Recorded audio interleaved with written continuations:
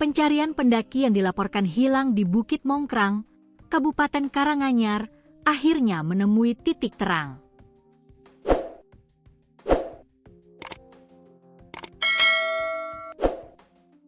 Yazid Ahmad Firdaus, 26, warga Gawanan, Kecamatan Colomadu, ditemukan dalam kondisi meninggal dunia. Kepala Pelaksana BPBD Karanganyar, Hendro Praitno, menjelaskan bahwa jasad Yazid ditemukan di aliran sungai kawasan Bukit Mitis pada Selasa pagi. Penemuan tersebut dilakukan oleh tim relawan gabungan yang tengah melakukan pencarian secara mandiri. Saat ini, petugas masih melakukan proses evakuasi jasad korban dari lokasi penemuan. Tadi kita temukan bersama relawan, kita temukan di sungai wilayah Mitis.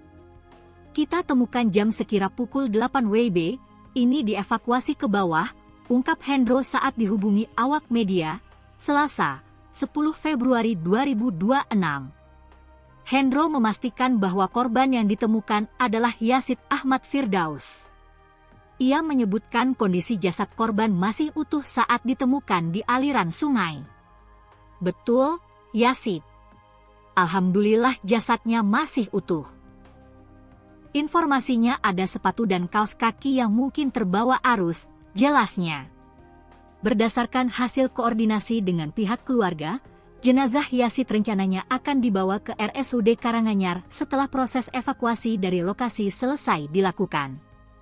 Sebelumnya, Yazid dilaporkan hilang setelah melakukan pendakian di Bukit Mongkrang pada Minggu, 18 Januari 2026. Operasi pencarian dan pertolongan SAR sempat digelar selama sepekan, namun belum membuahkan hasil dan akhirnya ditutup. Pencarian kemudian diperpanjang selama 3 hari hingga Rabu, 28 Januari 2026, lalu kembali diperpanjang selama 3 hari berikutnya sebelum akhirnya resmi ditutup pada Sabtu, 31 Januari 2026.